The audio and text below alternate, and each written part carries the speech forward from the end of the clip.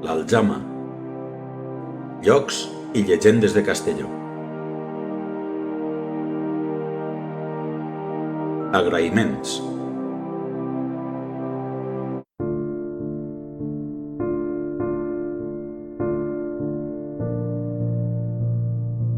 Diuen que en l'Aljama hi havia un manifesser anomenat Quique Massó que tenia la inquietud de crear una publicació que continguera llegendes sobre llocs emblemàtics de Castelló, recórrer-los un a un fins a arribar a la seva meta i aconseguir així esta obra. Per a tal fi va reunir la seva conlloga, formada per Toni Nomdedeu, Marien García, Maria Grinyó i Eva Sales, uns grans companys de viatge. Però la missió que tenien per davant no era fàcil. Havien de partir des del Castell Vell, realitzar un recorregut per la ciutat, peregrinar per una sèrie de llocs, aconseguir pistes fins a arribar al port i d'allí emprendre un viatge a les Illes Columbretes per a conquistar-les i a complir el seu objectiu. Per a dur a terme este projecte era necessari comptar amb el suport de les sòcies i socis de l'Aljama, que els van animar i van secundar per a emprendre esta aventura. Per a començar, van haver de definir l'itinerari, encarregant el mapa del traçat a un bon amic, un gran dissenyador de plànols, Germán Huguet. Per a identificar cadascun dels llocs, van recórrer a un gran especialista de la imatge, Paco Fabregat, Arxiu Sucine, l'obstinació del qual ha sigut recopilar al llarg dels anys un fons fotogràfic molt valuós per a la ciutat. Les notes dels peus de foto de Lluís Centelles van completar la valuosa informació visual de les imatges presentades. Abans d'iniciar el recorregut, necessitaven documentar-se sobre tots els punts de l'itinerari. Van encarregar la tasca a un prestigiós grup de literats, la principal qualitat dels quals era la de conquistar les ànimes i els cors de la gent.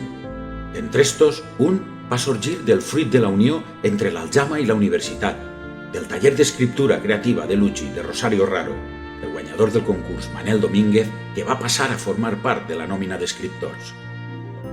Però els narradors necessitaven un suport per a dur a terme esta tasca.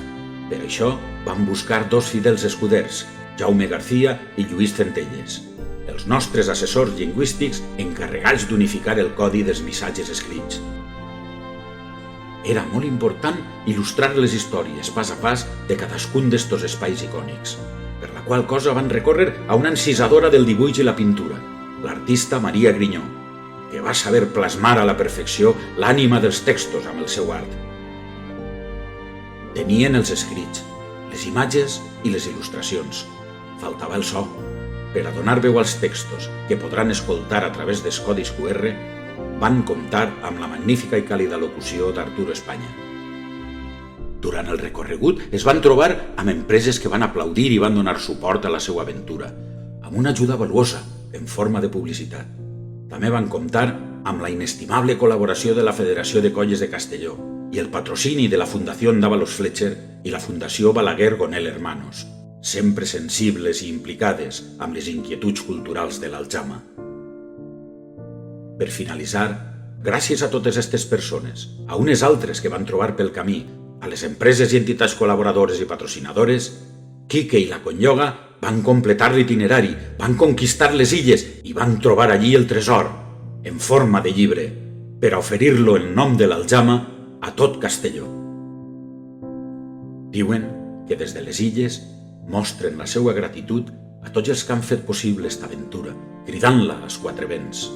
És més, es conta que si estàs en el port de Castelló i bufa el vent de la mar, si pares atenció, és possible que escoltes el ressò del seu agraïment. Moltes gràcies a tothom. L'Aljama.